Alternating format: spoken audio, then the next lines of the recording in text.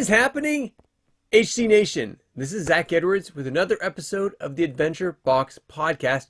Thank you so much for joining us. I hope you're enjoying this. Every week we come with 4 different episodes. 2 Mondays and Wednesdays are our early American history, and Tuesdays and Thursdays are ancient history. So this is a compilation. Today we're going to be doing, today's Tuesday, so we're going to be doing ancient Rome. Now, before we get to there, I'm going to tell you about Historical Conquest is our sponsor today. Historical Conquest is a really fun game that can actually teach you history while you're playing just a really fun game. And you don't need to know anything about history. It looks like Pokemon. It plays like the game of Risk, but where every card is historically based. So you're actually learning history while having fun doing it. And trying to conquer the world or bring peace and prosperity to your civilization. You get to choose 2 different ways of winning. So, on now to ancient Rome. What are we talking about today? Today is the precursor of what is going to be on Wednesday. So don't miss Wednesday. That's when we talk about the triumvirates. Not one of them, both of them. We're going to be talking about both of the triumvirates, which are basically 3 governing bodies. The first triumvirate was Julius Caesar, before he became Caesar, and his 2 cohorts. And then we had Caesar Augustus, or who would become Caesar Augustus. At this point, he was Octavianus,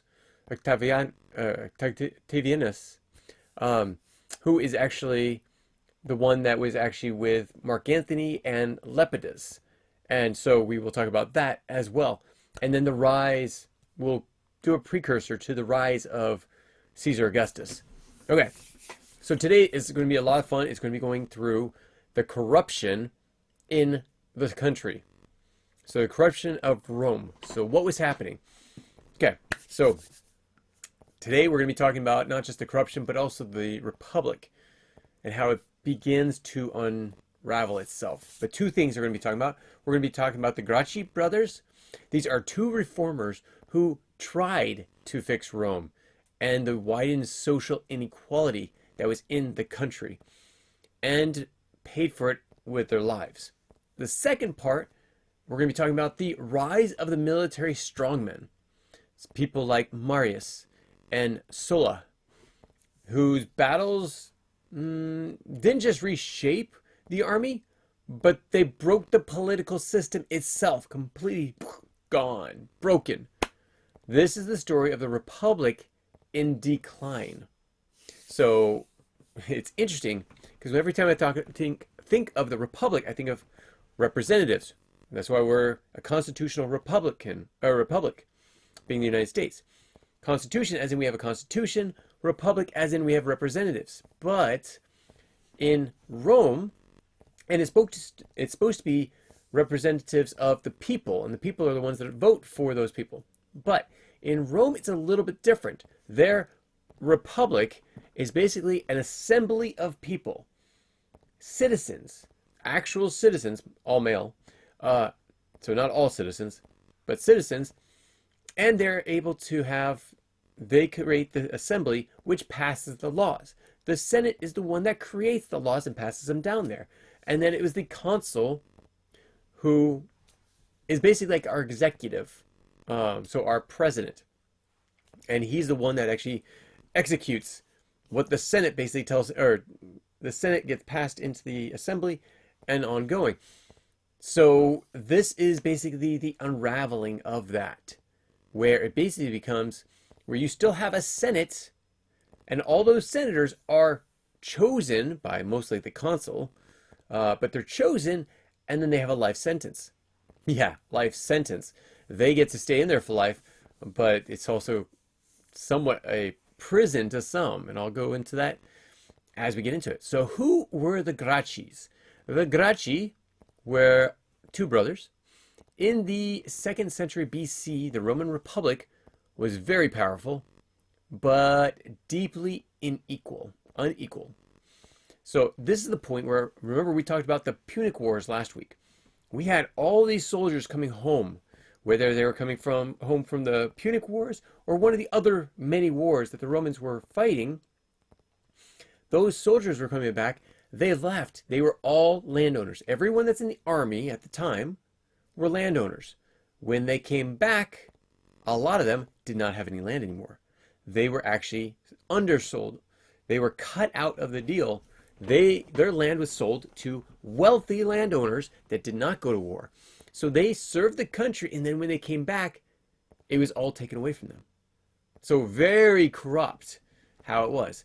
Land and wealth were increasingly concentrated in that, basically in the hands of the few elite families.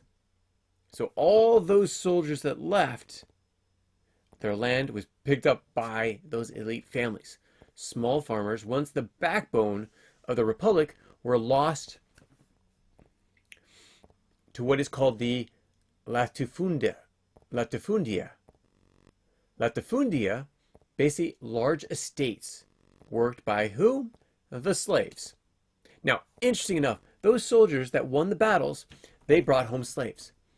Well, they brought home slaves, meaning they were property of Rome. When they got back home, they got sold and shipped out to these large estates.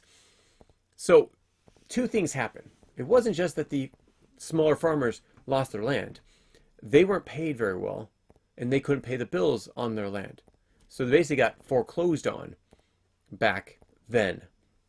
Well, so a lot of them thought, hey, there's no food here, there's no work here, I'm going to move into Rome. Well, they hurt themselves because by going into battle, they create prisoners of war. There was also prisoners of debt as well, but we're not going to go there. Prisoners of war, they brought them back. They became slaves. The slaves took over all their work. The immigrants that came into Rome took all their work. So when the soldiers came home, there was no work.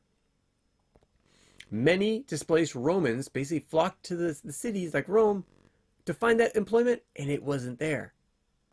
And so then they had to depend on what was called state grain. The socialistic utopia that a lot of people in America want to do. Oh, you can live off of our grain. You live off your grain, but you are controlled by the state. If the state, or Rome, provides you with money or grain or whatever else they provide you with, you are their slave. I've talked about this before.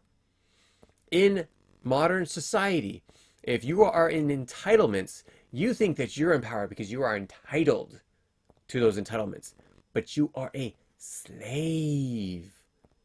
The state owns you because you can't do anything without the state. Oh, I can do things without myself. Oh yeah? Get off welfare. Try it out. I don't want to do that. No, of course you don't. They own you. How are you going to get off of it? The only way you can get off of being a slave to the state is to stop taking the funding from the state and work it on it and earn it on your own. People in Rome would have done that, but they couldn't. Their livelihood was gone. What were they going to do? Rent their own land back from the wealthy landowners? No, not quite. So they moved to Rome, and they didn't have any opportunities there because all their work was already taken, whether it was slavery or immigration, all of it was taken. So now we walk into the world of the Gracchi brothers. There is two of them. There is Tiberius Gracchus, who was elected tribune of the Plebs. Now remember, we talked about the Plebs a little bit ago. The Plebs are the poorer class. There's or I should say, it's not the Plebs, it's the Plebs. And you had the patricians. The patricians, yeah. They were the wealthy class. So, around 133 BC, you had the plebs elect Tiberius to run for, or to be part of the Senate. Well, he knew how much, Tiberius knew how much corruption was in the Senate. So what did he do? Well, he just bypassed them. He wrote a law, and he walked it down to the assembly and say, "Assembly, again, all citizens, here you go." And this was actually to give more power back to the people, back to the poorer class, back to those that had land before and lost it to the wealthy. Well, guess what? This is why I said it's almost a prison in the Senate. The Senate didn't like that. Well, he broke some rules because he bypassed the rest of the Senate. Well, he knew it wasn't going to be passed by the Senate. They were all corrupt. Bribery. What is it called when you have blackmail? There we go. All these different things. There was so much money built into the Senate because the wealthy families basically owned the Senate that the Senate ended up killing Tiberius, stabbing him. Wow, that sounds familiar. Keep track of this. We're going to be talking about the Senate and every time they assassinate somebody. Now, not every time, because there's a lot of times we are not going to be talking about. But if you look in the textbook, you're going to see a lot of these. The Senate assassinated a lot of their own people and even the consuls. Now remember, consuls were supposed to have 1 to 2 years. That's it. And then it was passed on to somebody else. Well, so his brother, Tiberius's brother, which was Gaius Gracchus, he decided, I'm out of here. I know what's going to happen to me if I stand in his place. I'm not going to be killed. So he leaves for a time. And he's talked back about a decade later, 10 years later, to come back. And the people say, we need you in there. We need you in power. Gaius says, I'm going to die there, just like my brother. But I will serve you. And he goes in and does the exact same thing as his brother. They were both members of the noble family, yet they sought to reform the system to help those that were less, that had less, and those that were taken advantage of. Both of them, again, paid for it by their lives, with their lives. Okay, actually, you know what? I need to show you some pictures. So this is what the Senate would look like. The Roman Senate. You have all these senators, very wealthy, very powerful people. Here's another picture of it. Again, very wealthy, very established people, very wealthy landowners, all of them. They were the people that had the estates, which is why when Tiberius came in, he was not well accepted by them. He was a noble, but he wasn't accepted very well by them. This is Gaius. Nope. Oh, I have these by alphabet. That's a Tiberius.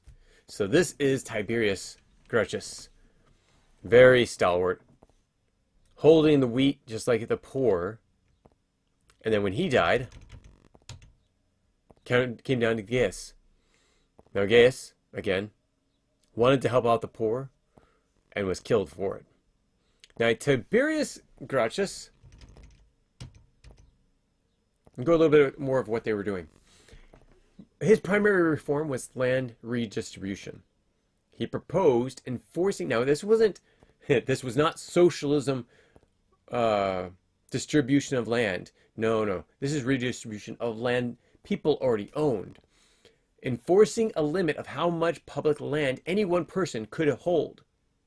Okay, so the big estates, remind me of the word was latifundia. Latifundia, the large estates, were supposed to be outlawed. Also to redistribute excessive land to the poor citizens and veterans. Basically, back to those that once had it. This wasn't we're just going to give you land just because you're poor and such. No. That's always mismanaged. Every time we've given back and just say, here, poor, have this. They always mismanage it. No. What they were doing is, you all owned land before. You were all farmers. You're all veterans of a war that you fought for us, and yet we took your land at the time. We're going to put you back in there. These were all trained people on land ownership and management. So simple in theory, his redistribution of this land, but revolutionary in practice. As I said, the Senate opposed him bitterly, seeing it as a direct attack on the wealthy and the powerful. So when Tiberius bypasses the Senate and went straight to the assembly, he broke tradition. The political line hardened. Psh, like, very hard. You're not going to pass this. So in 133 BC, after seeking re-election to protect his reforms, he did pass them. Because remember, he got him into the Senate. They got him into the assembly. The Senate didn't like it. Tiberius and hundreds of his followers, were murdered on it's called the Capitoline Hill. Capitoline Hill. It's the first major act of political violence in the Republic, which is also why it started to decline. Now, let's talk about Gaius. So Gaius, his reforms were just a little bit different. He took up the cause, but he changed it a little bit. He was more skilled as an orator or speaker and pushed for broader reforms, expanding the land redistribution, but also fixing the grain prices. Who controlled the grain? The wealthy landowners did. What happens if the grain prices go up? They make more money. It's not a supply and demand here. They control the price. It's like what China does. This is the price of what we're doing. Well, you're going to obey us when it comes to this, and that's their people. Okay, the next thing, the third thing they did, is they created colonies for Roman citizens. That's right, to spread out. So giving people more of the ability to get more of this land. And he proposed granting citizens an Italian alliance. Sorry, let me restate that.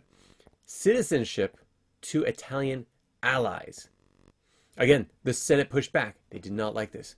Riots broke out. The Senate passed what they called Senatus Consultum Ultimum, which is the final decree, effectively declaring martial law. They were going to have this. Because the riots broke out in the poor, it was the Senate passed this final decree, this martial law. Gaius had to flee. He fled. And then he died. Now, some people say it was possibly by suicide. I think differently. Because of the history of what happened to his brother. He died on Aventine Hill in 121 BC. Thousands of his supporters were also killed. Remember, hundreds of his brother's supporters were killed. Thousands of his supporters were killed. Reform had turned into repression. And the Republic had crossed a line. No more debate. Now it's all violence. So the legacy of the Gracchus didn't destroy the Republic, but their deaths basically revealed the corruption that was in it, the political institutions that were no longer working. The Senate feared reform and would resort to violence to block it. The people increasingly saw the tribunes and popular leaders as their true representatives. No, not the senators. The tribunes, which is what Gaius and Tiberius were, or popular leaders, not those that were in the Senate anymore. And the door was now open to strong men who could who would promise reform, even by force. That leads us into this next part, the rise of the generals. So the rise of the generals, these are very important people, because these were the popular leaders. They were no longer those that were elected by the Senate, or elected into the Senate, or even the consul. These were different. Let's talk about Gaius Marius. Gaius Marius was a common-born military commander and politician, though he rose to power in about the 2nd century BC. He was what we call novus homo, which is a new man, the first in his family to enter the Senate. So he was allowed in to the Senate. Military man, commanding officer. So this new man, he made his name in military campaigns. including in northern Africa, and against the Germanic tribes up north. But his greatest legacy was his military reforms. Look at this. More reforms. Great. Okay. These are called the Marian reforms. Okay. 1 second. Now, the Marian reforms removed the property requirements for soldiers.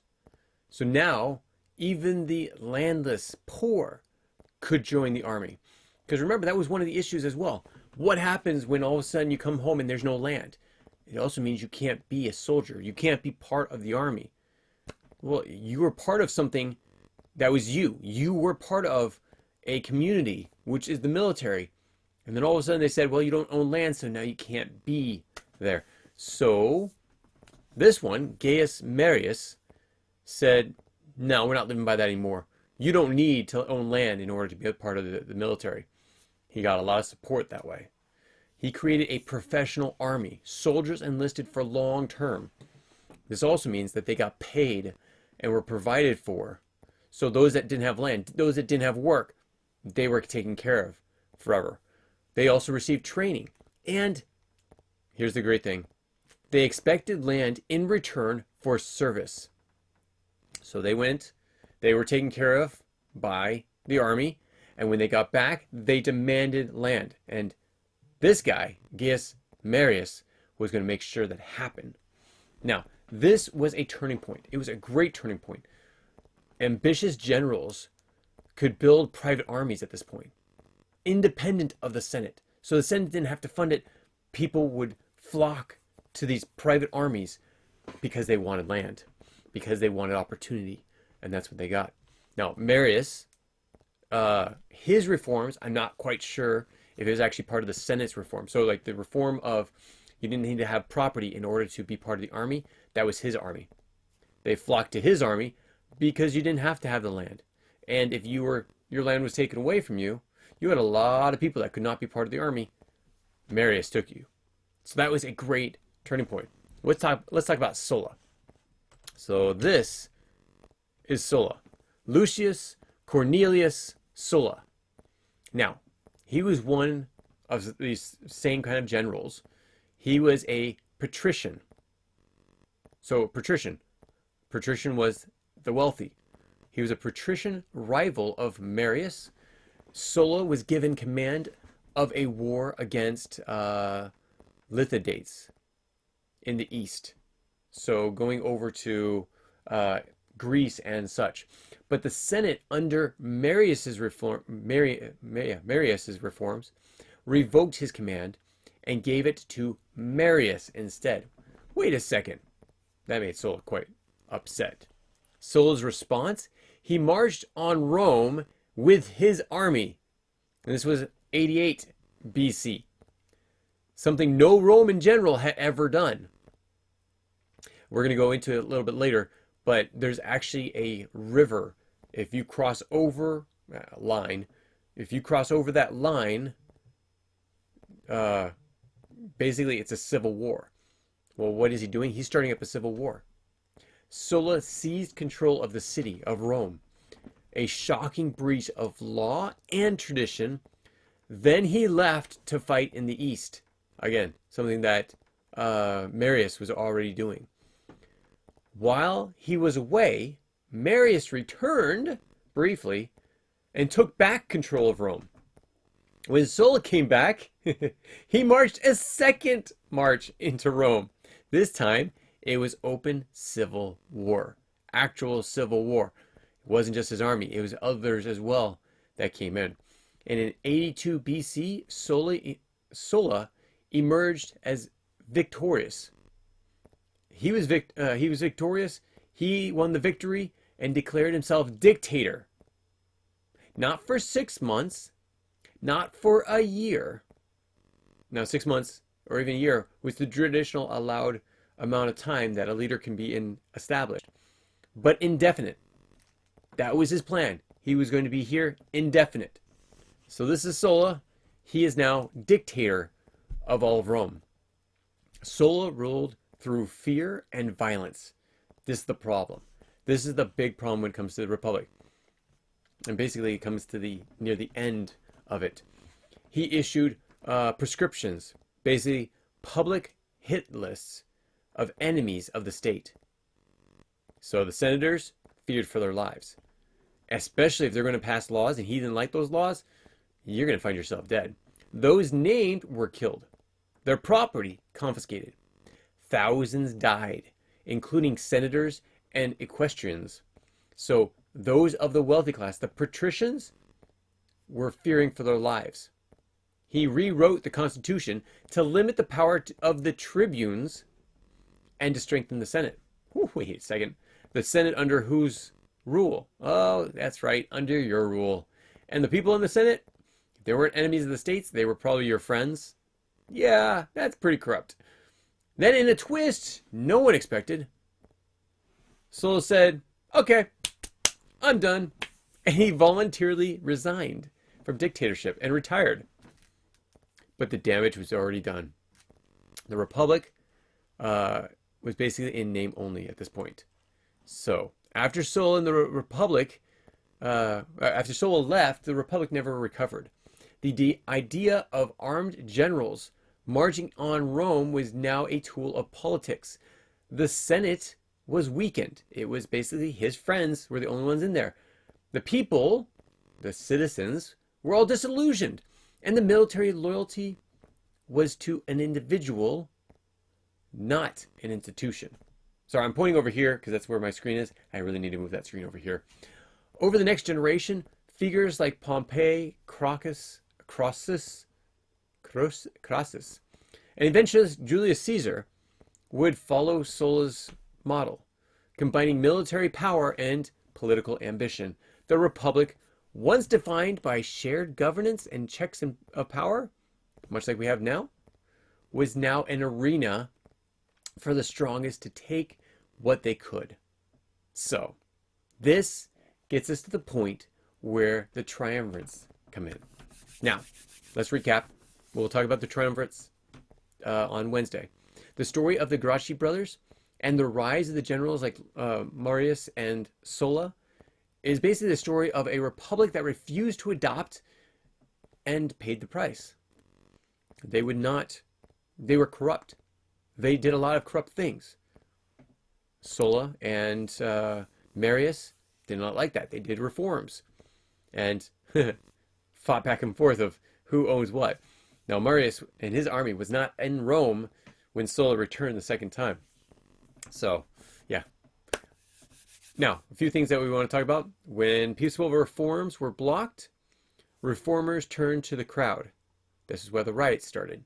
When laws failed, generals turned to legions, and they made their own laws by force. And when institutions collapsed, ambition ruled the day.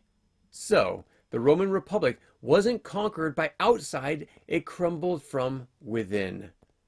I got a question for you. Here's your action question, your engagement question. What do you think was the moment when the Roman Republic truly began to fall? Was it Tiberius' death? Was it Gaius' death? Remember, you had Gaius and Tiberius. Two different deaths. Was it back then? Or was it during Marius' rule? Or was it during Sulla's rule? Let me know. Put them in the comments below. I'd love to hear what you have to think. If you have any questions about it, please put them in the comments below, and we will talk about it more. Next, on Wednesday, look forward to the triumvirates, Julius Caesar, Augustus Caesar, and their cohorts. Until then, thanks so much for joining us, and we will catch you next time. Take care, everyone. Bye. If you have any comments or questions, add them to the comments below. Otherwise, we'll see you tomorrow, actually. Take care. Bye.